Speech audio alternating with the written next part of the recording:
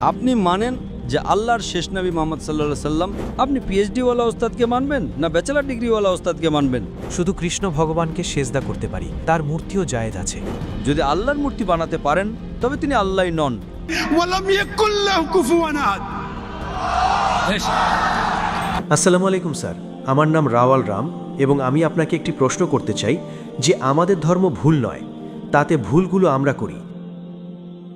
জেনা ব্যভিচার হারাম আমাদের ধর্মে, মদ পান হারাম, জেনা হারাম, মানে যেমন সব খারাপ কাজ সব খারাপ তাতেও লেখা আছে এবং এটা ইসলামেও আছে। এই দুটোই যে আছে না মানে কমন সাধারণ, এতে তো ভালো কথা দুই দিকেই আছে। এবং শুধু এই ভিত্তিতে আমাদের দোজকে ফেলা হবে যে আমরা শুধু কলমা পড়ি না, অন্যথায় আমাদের মধ্যেও ওই জিনিসগুলোই আছে, শুধু ইবাদতের পদ্ধতি আলাদা, বাকি সব একই। এটাই প্রশ্ন। ভাই সাহেব, আপনার নাম কি? রাওয়াল রাম। রাওয়াল রাম। জি জি। রাওয়াল রাম একটি ভালো প্রশ্ন করেছেন। তিনি বলেছেন যে তাদের ধর্মীয় কিতাবও জেনা হারাম। একদম ঠিক বলেছেন। তাদের ধর্মে লেখা আছে যে মদ হারাম। একদম ঠিক বলেছেন। আপনি যদি আমার লেকচার শোনেন, হিন্দু ধর্ম এবং ইসলামের মধ্যে সাদৃশ্য, আপনি শুনেছেন সেই লেকচারটি? জি জি। আচ্ছা, তো সেই লেকচারে লেখা আছে হিন্দু ধর্মে দুই ধর্মের কিতাব আছে, এক শ্রুতি আর এক স্মৃতি। শ্রুতি মানে সেই কিতাব যা ঈশ্বরের কাছ থেকে আসে, ঈশ্বরের থেকে। স্মৃতি সেই কিতাব যা মানুষ লিখেছে। শ্রুতির মধ্যে আসে বেদ এবং উপনিষদ, স্মৃতির মধ্যে আসে মহাভারত, রামায়ণ, ভগবদ গীতা, মনুসংহিতা ইত্যাদি। আপনি যদি পড়েন আপনাদের ছান্দোগ্য উপনিষদ, যেটা শ্রুতি, ছান্দোগ্য উপনিষদ অধ্যায় নম্বর 6, অনুচ্ছেদ নম্বর 2, শ্লোক নম্বর 1, নাকাসিয়া কাসিজা, ভগবান একজনই, দ্বিতীয় কেউ নেই। একদম সঠিক। ভগবান এক, দ্বিতীয় কেউ নেই। একদম সঠিক। আপনাদের কিতাবে লেখা আছে শ্বেতাশ্বেতার উপনিষদ অধ্যায় নম্বর 6, শ্লোক নম্বর 9, নাকাসিয়া কাসিজ জানিতানা পদিপা, নাকাসিয়া কাসিজ জানিতানা চদিপা। মানে সেই ভগবানের কোনো পিতামাতা নেই, না মা আছে, না বাবা আছে, না বাচ্চা আছে। ঠিক। আপনাদের কিতাবে লেখা আছে শ্বেতাশ্বেতার উপনিষদ অধ্যায় নম্বর 4, শ্লোক নম্বর 19, না তস্র প্রতিমা আস্তি, মানে প্রতিমা মানে সংস্কৃতের প্রতিচ্ছবি, ছবি, ফটো, স্ট্যাচু, আইডল, পেইন্টিং। না তস্র প্রতিমা আস্তি। সেই ভগবানের কোনো প্রতিচ্ছবি নেই, কোনো পেইন্টিং নেই, কোনো ছবি নেই, কোনো ফটো নেই, কোনো স্ট্যাচু নেই, কোনো ভাস্কর্য নেই। এটা লেখা আছে যজুর্বেদ অধ্যায় নম্বর 32, শ্লোক নম্বর 3-এও। না তস্র প্রতিমা আস্তি। তো আপনি যদি ভগবানকে মানেন এবং ভগবানের মূর্তি বানান তবে ভুল। আপনার কিতাব অনুযায়ী কোরআন মাজিদকে পাশে রাখুন, হাদিসকে পাশে রাখুন। আপনি মূর্তি পূজায় বিশ্বাস করেন ভাই সাহেব? স্যার, আমি শুধু কৃষ্ণ ভগবানের মূর্তিতে বিশ্বাস করি, অন্যথায় দেবতা সব মানে তাদের সেজদা করতে পারি না। শুধু কৃষ্ণ ভগবানকে সেজদা করতে পারি, তার মূর্তিও জায়েজ আছে। এটা কোথায় লেখা আছে কৃষ্ণ ভগবানের মূর্তি জায়েজ? কোথায় লেখা আছে? আমার হিসেবে তিনি আমাদের খোদা, তাই। ঠিক, আমাদের হিসেবেও আল্লাহকে আমরাও মানি, কিন্তু আল্লাহর মূর্তি বানাতে পারি না, সেই আল্লাহ আমি মানি। যদি আল্লাহর মূর্তি বানাতে পারেন তবে তিনি আল্লাহই নন। ওয়ালাম ইয়াকুল লাহু কুফুয়ান আহাদ।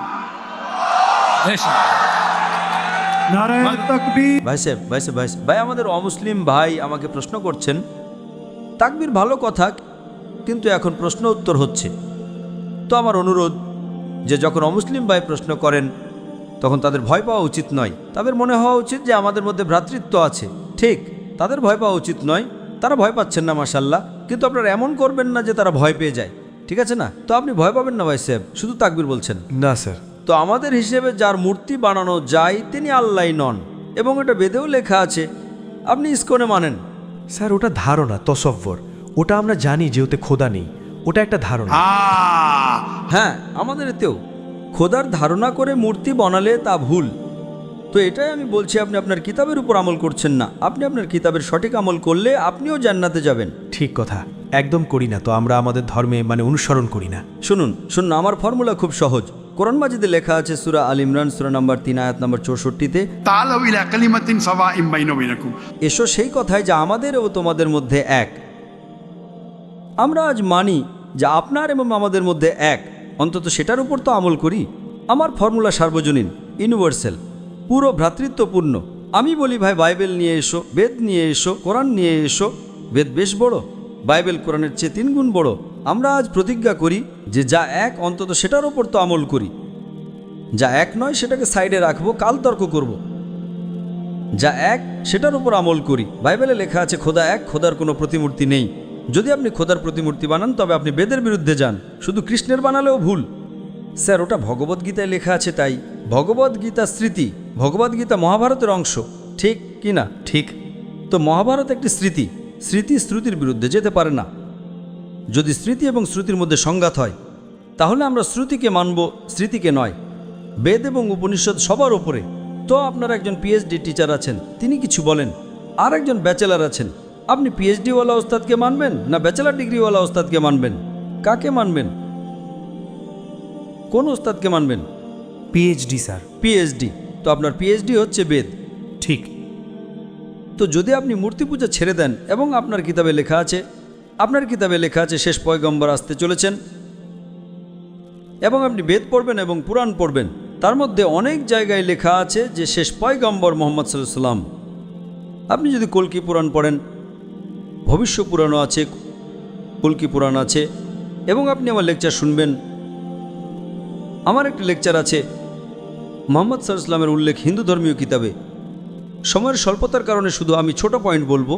আপনি যদি কল্কি পুরাণ পড়েন অধ্যায় নম্বর 2 শ্লোক নম্বর 5, 7, 11, 15, 17, তাতে লেখা আছে যে এক অবতার আসবেন, শেষ অবতার আসবেন, যার বাবার নাম হলো বিষ্ণু যশ। বিষ্ণু মানে ভগবান, জি। যশ মানে তার বান্দা, তার সার্ভেন্ট, দাস। আরবিতে অনুবাদ করলে হয় আব্দুল্লাহ। শেষ পয়গম্বর আসবেন যার বাবার নাম আব্দুল্লাহ, তার মায়ের নাম হলো সুমতি। সুমতি সংস্কৃতে মানে আমন, শান্তি। আরবিতে বলবেন আমিনা। মোহাম্মদ সাল্লাল্লাহু আলাইহি ওয়াসাল্লামের মায়ের মান ছিল আমিনা। তিনি জন্মাবেন এক শান্তির শহরে, মক্কায়। সেই শহরের দলের নেতার গোত্রে, কুরাইশ গোত্রে। তার 4 জন ঘনিষ্ঠ বন্ধু থাকবেন। উল্লেখ হচ্ছে খোলাফায়ে রাশেদিনের। এবং মোহাম্মদ সাল্লাল্লাহু আলাইহি ওয়াসাল্লামের উল্লেখ তো অনেক লম্বা, 2 ঘন্টা লেকচার দিতে পারি আমি। ঠিক। তো যদি আপনি নিজের কিতাবকে মানেন, আপনাকে মানতে হবে যে শেষ পয়গম্বর মোহাম্মদ সাল্লাল্লাহু আলাইহি ওয়াসাল্লাম। আপনি কি মানেন যে শেষ পয়গম্বর মোহাম্মদ সাল্লাল্লাহু আলাইহি ওয়াসাল্লাম? স্যার, আমি পড়িনি। আমিও শুধু কোনো সঠিকভাবে পড়িনি, তাই আমি জানি না। তো আপনি পড়েননি তো ভুল কার? আমার না আপনার, আমার ভুল। আমি মানছি আমাদের এইখানে অনেক মানুষ আছে যারা আমাদের ধর্ম অনুসরণ করে না। হিন্দুস্তানে যখন আমার লেকচার হয়, জি। তো হিন্দুর জমায়েত এর চেয়ে বড় হয়, 5 লাখ 10 লাখ। 25%, 20% অমুসলিম থাকে, 20% হিন্দু থাকে। তো 10 লাখের 20% কত হলো? 2 লাখ। এটা 2 লাখের তো জমায়েত নয় না, কারণ হিন্দুস্তানিরা আমাকে ভালোবাসে জি। এবং অমুসলিমরাও ভালোবাসে। ওটা রাজনীতিবিদ যাদের সমস্যা হয়, তাদের ভোট ব্যাংকের সমস্যা। আরে আমরা তো হেরে যাব। এখন হিন্দুরা যখন আমার লেকচার শোনে, বলে যে 2 ঘন্টায় আমরা যা শিখলাম, যা আমরা 40 বছরও আমাদের জানা ছিল না। এখন যে আমি হাওয়ালা সূত্র দিলাম রেফারেন্সের সাথে, আপনার কিতাবের হাওয়ালা দিলাম, তো আপনি যদি সত্যবাদী হিন্দু হন তবে আপনাকে মানতে হবে যে এক ভগবান আছেন, সেই ভগবানের মূর্তি নেই, তার শেষ পয়গম্বর মুহাম্মদ সাল্লাল্লাহু আলাইহি ওয়াসাল্লাম। তা আপনি নিজের কিতাবের উপর আমল করবেন? জি করব। এবং যে জিনিস এক, অন্তত সেটার উপর তো আমল করো।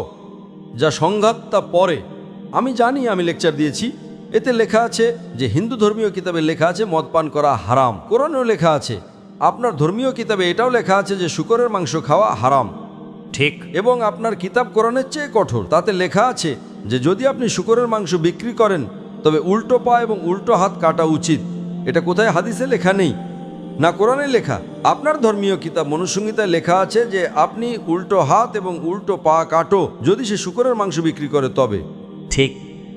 তো যদি আপনি সত্যবাদী হিন্দু হন, আপনার ধর্মীয় কিতাব পড়ুন। আপনার ধর্মীয় কিতাবে লেখা আছে যে শেষ পয়গম্বর আসবেন এবং শেষ পয়গাম দেবেন। শেষ পয়গম্বর মোহাম্মদ সাল্লাল্লাহু আলাইহি সাল্লাম, এবং শেষ পয়গাম হলো কোরআন মাজিদ। ঠিক। তো যদি আপনি সত্যবাদী হিন্দু হন তবে আপনাকে কোরআন মাজিদ এবং মোহাম্মদ সাল্লাল্লাহু আলাইহি সাল্লামের কথা মানতে হবে। আপনি দেখবেন হিন্দুস্তানে হাজার হাজার সংখ্যায় হিন্দু ইসলাম গ্রহণ করেছে। আল্লাহ হেদায়েত দিয়েছেন, আমার কারণে নয়, আল্লাহ তাদের হেদায়েত দিয়েছেন যে আমার লেকচারের পর অনেক লোক জমায়েতে হোক বা ঘরে হোক, আল্লাহ তাদের হেদায়েত দিচ্ছেন। আমি আপনাকে জিজ্ঞাসা করতে চাই, আপনি মানেন যে আল্লাহর শেষ নবী মুহাম্মদ সাল্লাল্লাহু সাল্লাম?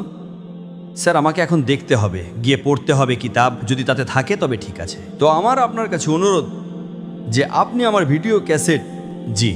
হিন্দু ধর্ম এবং ইসলামের মধ্যে সাদৃশ্য দেখুন, জি, এবং ওটা দেখার পর যদি কোনো প্রশ্ন থাকে তবে আমাকে জিজ্ঞাসা করুন। যদি আপনার বিশ্বাস হয় তবে সত্য, তবে আমি আপনাকে দাওয়াত দিচ্ছি যে সত্যের পয়গাম কবুল করুন এবং ইনশাআল্লাহ এটা আপনার জন্য মুক্তির পথ হবে ইনশাআল্লাহ।